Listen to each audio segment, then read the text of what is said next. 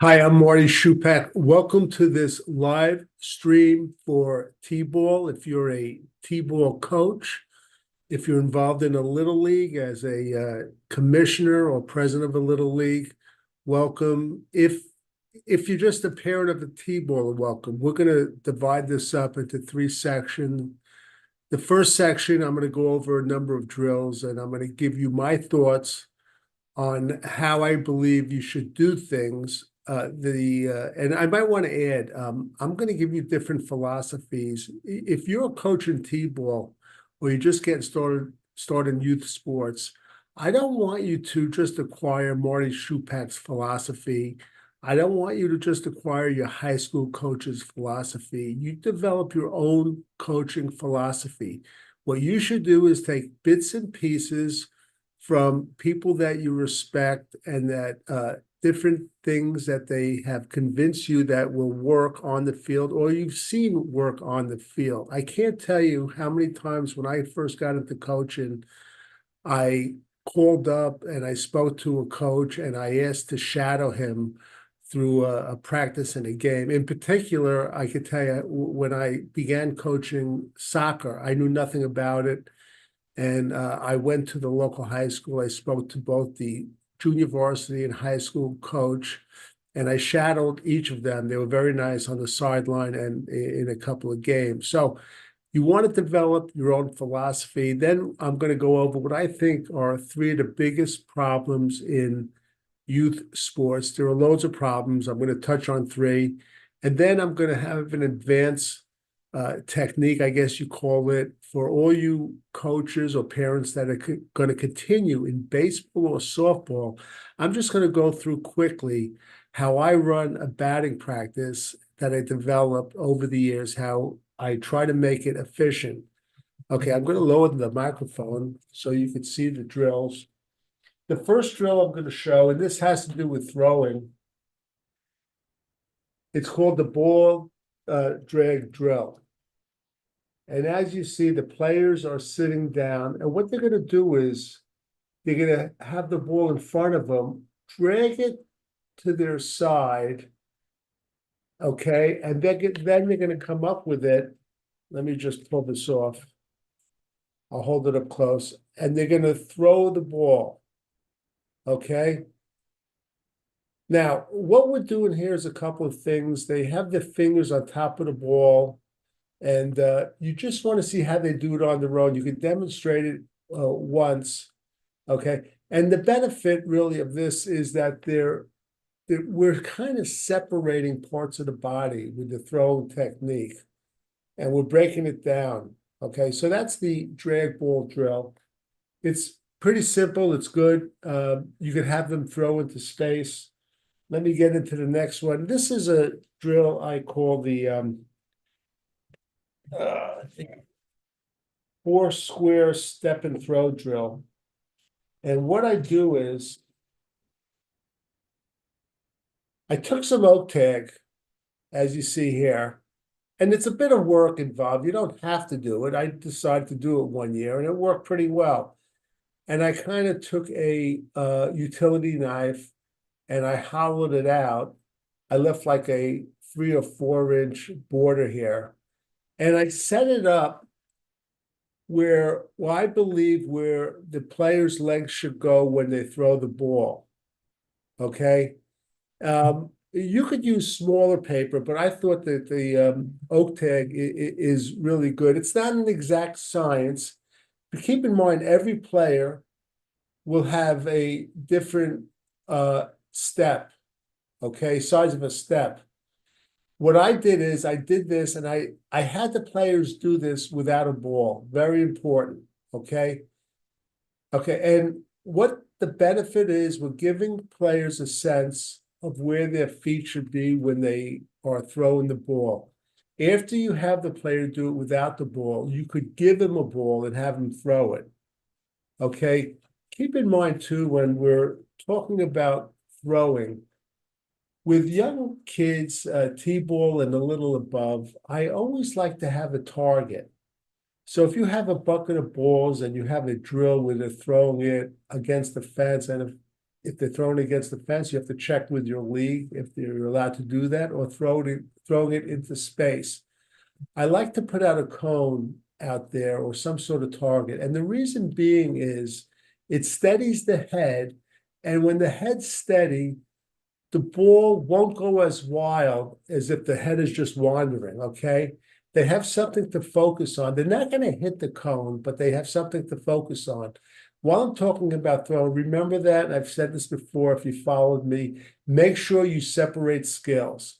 If you're teaching throwing, don't have the players catch the ball. And if you're teaching catching, don't have them throw the ball. So if you're teaching catching and you're throwing them the ball and they're catching it, just have them roll it to the side and take out another ball. Remember, if you're going to spend money on anything, do it on extra baseballs, please.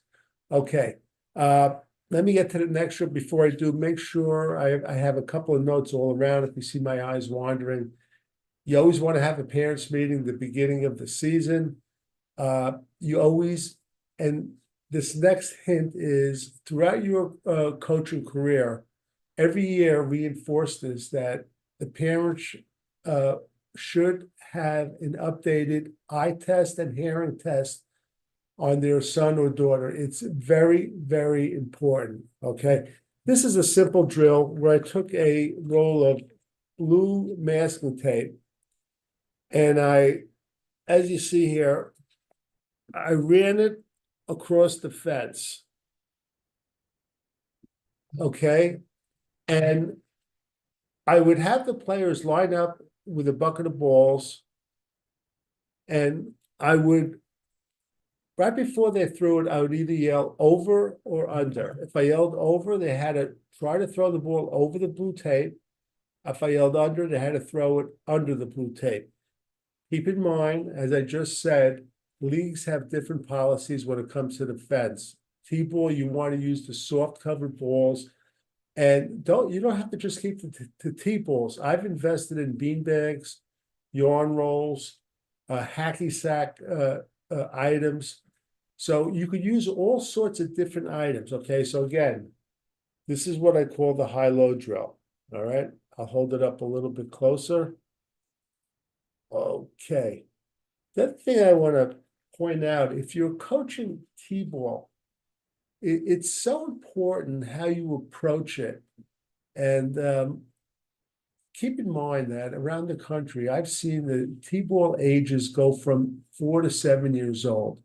Now, when I coached T-ball, it was 5 and 6 in my local league, and also when I was T-ball commissioner. You're going to have players that have different skill sets, okay? Just keep that in mind. And remember, just going through the development of people from birth to 5, there's a big growth spurt. It slows down up to adolescence, then from adolescence to 18, it picks up again. Okay. When you're coaching, keep in mind, I always advise T-ball coaches, and it's up, you could do it any way you want, but I like to look at it, approach it like 60%, you're a coach 60% of the time and a phys ed teacher 40% of the time. Now, by this I mean is you could play different games that have nothing to do with baseball or softball, but I also highly recommend that you play some of these games that and put in the baseball theme. What do I mean by that? You could set up a relay race and have your team divided into 2 or 3 teams. They have to run around the cones. But try it where they're wearing a baseball glove and you put 1 or 2 balls in there and they have to squeeze it, run around the cone, come back and touch the next player. And he has 2 balls in his glove too. I've also done this with the game red light, green light, where the players have a glove on and they have baseballs in the glove. Okay, keep that in mind. You want to have different games with a baseball theme in it. Okay, the next drill is I call clean the infield drill. It's a team drill. And I'll try to explain this. We have the players over here in the infield. 2 sets of players there. Okay. All right. Here I have baseballs. Okay. On the go command, they have to run to the baseballs on their side as a team. And what I have out here are cones. The object is to get as many baseballs out of the infield baseball dirt as quick as possible. The first team to do that will win. All right. If they knock down a cone, they'll get an extra point. Okay. Or you could devise a point system. Keep in mind what I just said before. The cones are there, not so much that you want them to knock them down, but it's a target to keep the head steady. Again, that's called clean the infield. I'll hold it up a little closer. I set up cones in the outfield. I have baseballs aligned all on the infield dirt. The players start there. When I yell go, they run, they pick up the baseballs, and they try to get rid of the baseballs as fast as possible. The other thing I want to mention too is when you're instructing young players, there's something that we call constructive instructional feedback. It's imperative, and I highly want you to get used to using their name. And I'll give you an example. If you instruct a player, okay, and let's say a player swung a baseball bat and he didn't swing all the way through. The way I would approach it, I would say, Johnny, you stopped your swing. Try to complete your swing by swinging through the ball. And what I'm doing is I'm doing 3 things. I'm using his name, Johnny. That's number 1.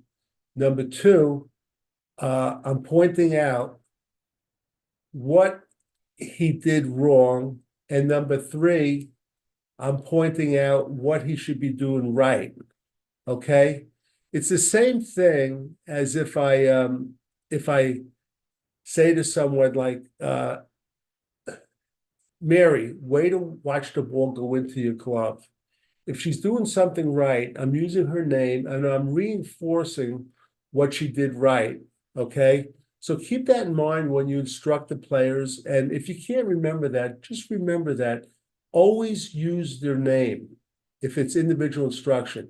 I don't care if you coach a T-ball or if you're coaching the most competitive high school team in the United States, a 4A team down in Florida, Texas, or California. Use their name. All right, let me point out the next drill. It's called the knockdown fielding drill. All right. It's kind of an eye-hand coordinations, and you're combining the players, their visual system and an ability to see through the eyes and put it to practical use as far as knocking down an object. And what you want to make sure is here, you want to make sure when they're doing this, their fingers are usually up. So they're just going to lower it like this or move it side to side. And what we're doing is the coach is throwing an object and they're knocking it down. Again, I mentioned before, I use soft cover balls. I've used bean bags. I've also used, like I said, yarn balls. Okay, so let me hold it up closer. It's called the knockdown fielding drill. It's good for eye-hand contact. I also use hacky sacks. And one of the things that you have to keep in mind, when you use an objects, and I'll just point out too, they're 2 of the biggest things that drive kids away from sports are number one, injury, and number two, embarrassment amongst their peers. I've said this before. If you overcome that, kids will blossom, or they have a chance to blossom. All right. When you're doing that drill and you're using what I call non-threatening items, the player, the young kid, will feel very, very comfortable knowing that they're not going to get hurt. I also have used, if you follow me, I've used rolled up newspapers or paper bags as far as pitching it to a player to hit or having them catch it. A newspaper, and obviously they're printing less and less newspapers, or a paper bag, it's a non-threatening item, okay? Now let's turn to hitting. This is a drill that I use. It's called Miss the Tee, okay? And what I'm doing is I'm taking a plastic bat, I attached a rope here, and I'm having a player over a tee swing the bat. I'm giving him space, and I'm telling him, I don't want you to hit the tee, or I don't want you to hit the rope. Just miss it. The beauty of this simple drill is you could raise or lower the bat. It's about a 2-minute drill you could do at home. Okay, it's a pretty good drill, and you're teaching the players the benefit. They're focusing on where the bat's going. All right, so that's a good hitting drill. Here's another drill that I like to think I created. You might have seen it before. Take your recycling container, take out all the sharp items. All right, take a batting tee. Put the item on the batting tee and have them hit it, okay? Kids love this because they're familiar. They know about your recycle bin in the garage, and you're going to hit like a water bottle off, a detergent bottle off container. Keep in mind, my approach is that you want to create. The easiest thing to do is to go out to a huge sporting goods store and buy expensive equipment. And I'm not knocking it. If you have the money and you're at a point that you could do it, you should do it.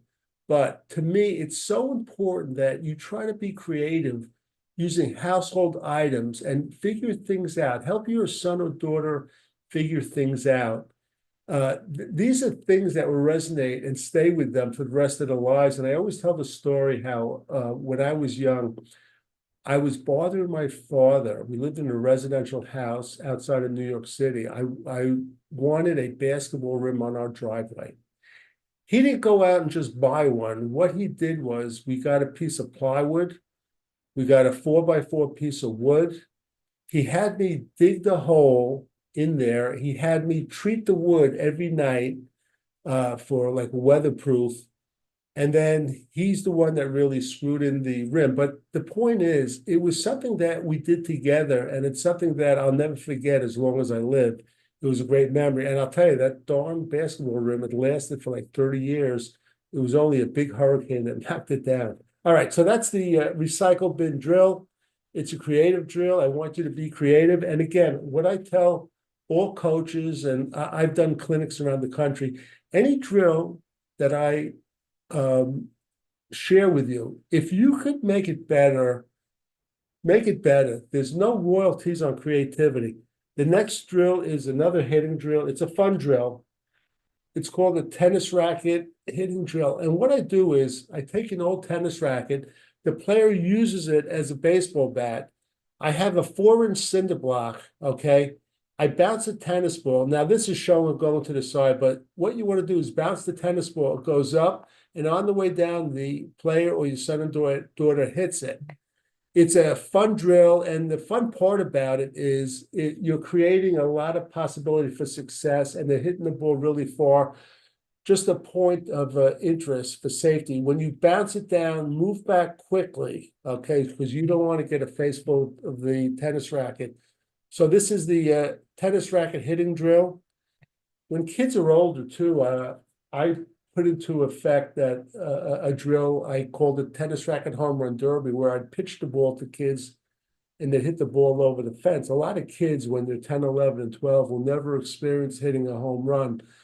So I wanted to experience that. So I did this for older kids with an old tennis racket. The next drill is the knock the box throwing drill. And all you're doing here is you're taking like 6 boxes, putting a cone on top, and you're making it easy enough for the kids to knock down. Tell them what you want to do is hit the boxes, the cone has to come down. You're putting the players in a position to succeed, and you're teaching them throwing and again with the target to keep their head straight. I want to point out I use the term putting players in a position to succeed. Probably one of the most overused terms in youth sports. Keep in mind, a lot of kids in T-ball, for them, success is not knocking down a box or hitting a ball off a tee. For some kids, it's just getting them out of the car onto the field. Some of these kids are going to be very nervous, okay? So that's that drill. And the last drill before we got on to the next section, as we're doing this, by the way, we're recording this. It's going to be on the Schupak Sports YouTube channel too. If you want to share it with your league, your teammates, your friends, it'd be great. I'm filming this on May 18th, 2024. I'm in Valley Cottage, New York, 27 miles north of the city. Yankees are on a winning streak, so I'm very happy. All right. The next thing, I did this with my kids. I took one of those big red plastic bats, and we got in our bathing suits in the summer. You could do this too. And what I did is very easy. You might have done it already. I put my thumb over the hose. Intermittently, I let the water out and they hit it. Of course, when they hit the water, it just goes into space, but they like doing it. They're wet. You're going to get wet. So keep that in mind. Okay, so that's the drill version. I have a lot more drills, but I don't want to overdo it. I just want to point out too, and I mentioned that I'm going to just mention 3 of the biggest issues I think in youth sports. Maybe I call them mistakes. And the first thing is, I really believe that in youth sports, they have playoffs too early.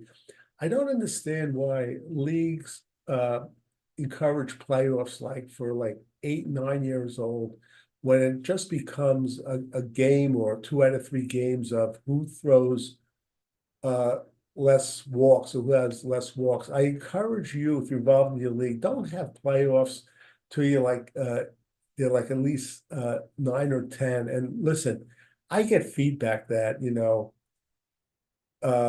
some of the stuff I do with T-ball, it's just so non-competitive. I just want to tell you, don't get fooled. I'm one of the most competitive people you'll ever meet. When I'm on the field with you, 10, 11, 12, I've coached 16 and 17, I want to pounce on you so bad. I want to score 12 runs in the first inning. I do it, by the rules, but I'm like one of the most competitive people you ever want to meet.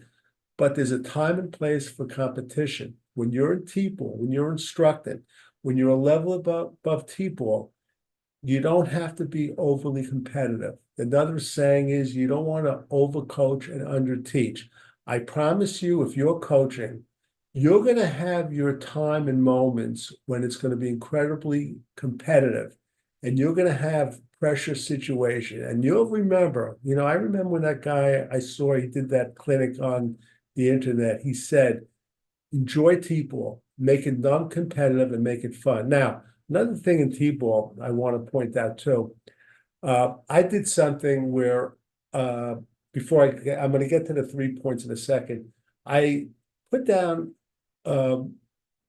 drop down bases on top of the regular bases, and what I did is I spray painted first base red. I spray painted second base blue. So I made it the colors of the American flag. Some kids know that better than they know how to go from first to second to third. I've had kids go from third to second to first. So that's a technique with base running. The other thing is, we live in a cell phone dominated society right now. I want you, if you're coaching, I want you to have one game where it's called a cell phone free game, where the parents have to leave their cell phones in the car. I want them 100% focused. It's the one game they're not going to be able to take pictures. Just try it, okay? We're too dependent on these cell phones. Three things I see wrong, and I mentioned the playoffs are too early. That's number one. Number two, we don't have enough creative time we're giving the kids for them to just create their own games. And I know we live in different times. We can't entrust kids like 8, 9, and 10 to go down to the schoolyard by themselves. We don't know what or who's going to be there. But I encourage parents, try to give your kids and other kids in the neighborhood more creative time. The old comedian George Carlin, he had a very funny routine where he said, kids, they don't get to play with a stick anymore. I just want to encourage you, try to have kids have their own creative time in the backyard. They'll create things, I promise you, okay? The other thing is, the third thing I see wrong with youth sports, I mentioned playoffs too early, not enough creative time. The third thing is, I really believe they kids, coaches practice the wrong way with the wrong techniques and the wrong drills. I encourage you to start developing a folder on your computer of drills that you want to use. I did this. Now I was kind of obsessed with it. I had over I guess 500 drills, but you could do it. And I want to make sure, by the way, I want to prepare this. What I would do is I would plan out my drills. I would put it on an index card and keep it in my back pocket. All right. Now you can do it any way you want. If it works by putting the drills on your iPhone, whatever, do that. But I like the old-fashioned way where I would have like 5 to 7 drills and I'd have one or two alternates.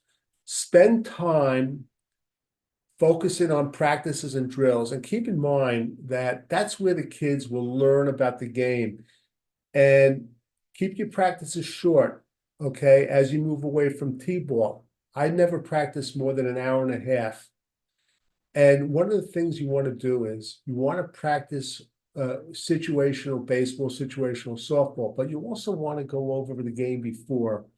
If a mistake was made in the field, and you want to tell the team, I'm going to tell you what we did wrong. I'm not want to embarrass anyone on the field.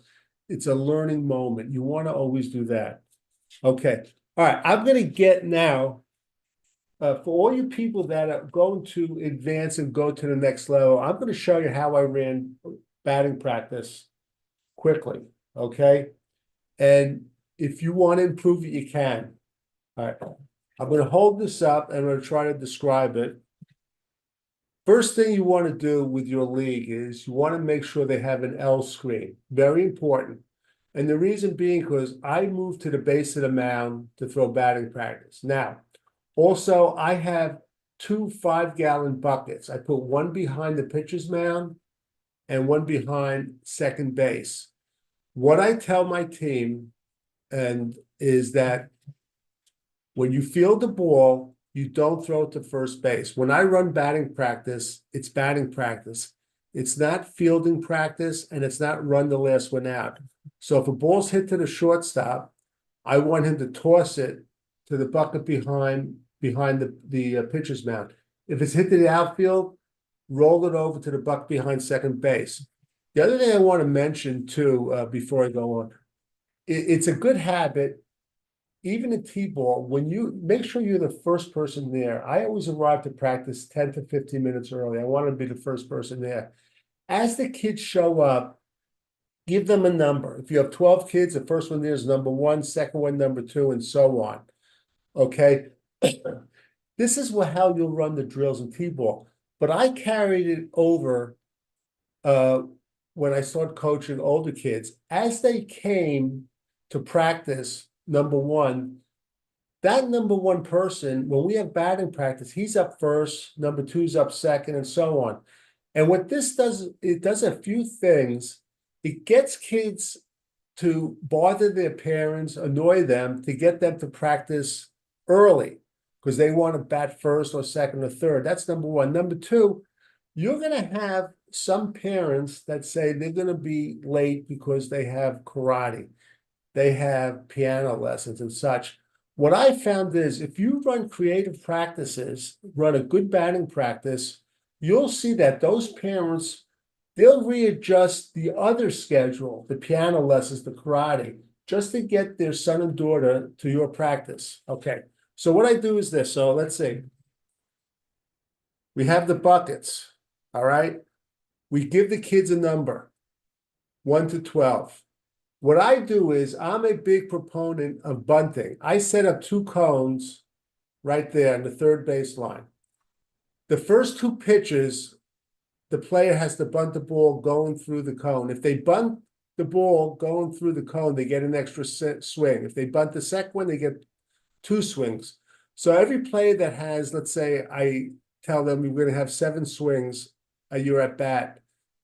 If they bunt it through the cones twice, they'll get 9 swings. All right. Okay. Let me just go to another picture. This is showing the L screen. I go to the base of the mound. I have more than 1 baseball in my glove. Okay. The other thing I do is, and look at the numbers. Number 1 is at bat. And the way I run this is I have number 1 at bat, number 2 is in the dugout. I set up 2 stations outside the fence with 2 coaches. One is hitting off the tee, and one is the soft toss. Very important. Whoever's on deck sits in the dugout, and he has his batting glove on, ready to hit. He has his helmet on. There's a quick transition when I yell next, number 2. He comes into the batter's box. Number 3 goes into the dugout. 4 goes to the other station, and number 5 will come running in. Okay, it goes quick. You'll learn the when to start pitching. Safety is the most important thing you could do. Keep that in mind. All right, let's see. I have another picture here, and I'll hold it up closer. You can see the stations. You can see the cones. Base of the mound. Here's the bucket. All right. Every few batters, you'll say, okay, let's put the balls in the bucket. When that happens, what's going to happen? You'll see your team, instead of just running and picking them up and throwing them, they're going to start playing basketball. Try to encourage them not to do that. Now, with that said, I always have 1 or 2 times during the year, I say, okay, let's play basketball with the balls, try to get them into the bucket. Okay. Again, let me go over this again quickly. I'm a proponent of bunting. I like to have the first 2 pitches. They try to bunt it through the cones. I'm at the base of the mound with an L screen. I have a 5-gallon bucket here, 5-gallon bucket here. I have 2 stations with 2 coaches on the other side. The on-deck batter is in the dugout. He's ready to hit. Okay, no such thing as when I yell next, he has to put on his batting gloves, put on his helmet. If it's not ready, I'll just skip him, go to number 3. He's got to be ready to hit. And that's how I run batting practice. And I think we're going to wrap up this clinic. Now, as far as other things, and you have to excuse me, I have some notes up there. I always mention to coaches getting involved, try to think outside the box, try to observe other coaches. And when I say think outside the box, I'm a big proponent of bunting. I've been known to bunt with 2 strikes, which is interesting. You have to have the right personnel to do that. Okay. Let's see what else. If you get complaints as a coach, I try to be proactive. Nothing wrong with making a phone call.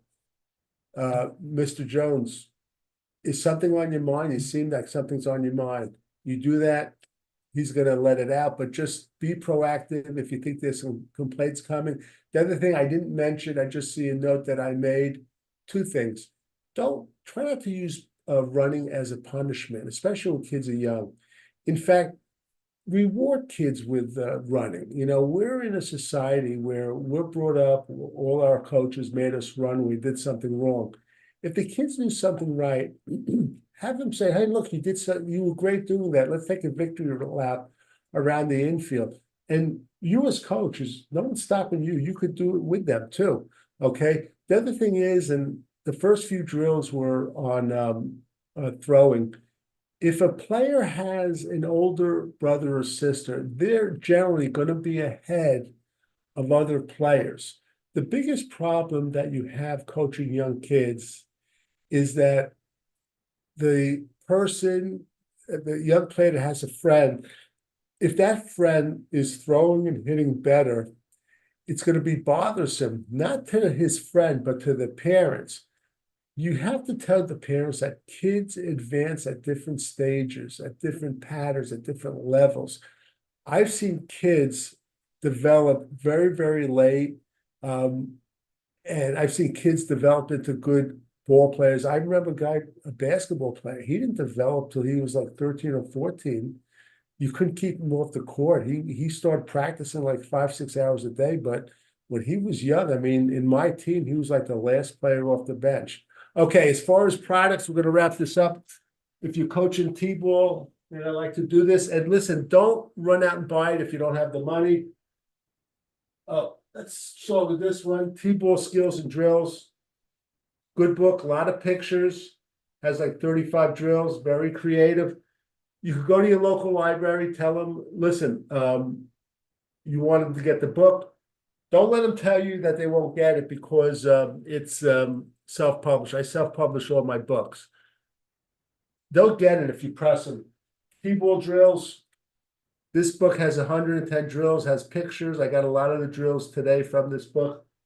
If you're going to be coaching a long time, again, don't buy it if you don't have the money. This is one book I'd recommend you buy, Baseball Coaching. In fact, not just buy it, but I would even buy the ebook because I have 60 sample practices and there's over like 100 drills.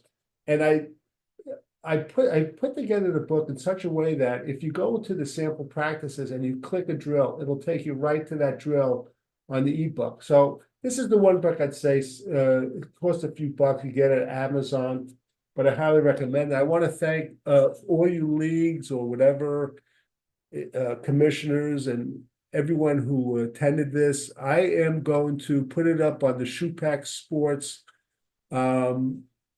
YouTube channel, and I encourage you, please subscribe. If you can, please give me a thumbs up or please make a comment. You know, we just love comments, and it'll be up there probably later this morning. I will have another clinic probably for like 10, 11, and 12-year-olds, and that will be coming up. So listen, have a good rest of the season, and I just want to thank you for attending, and I'm Marty Schupak.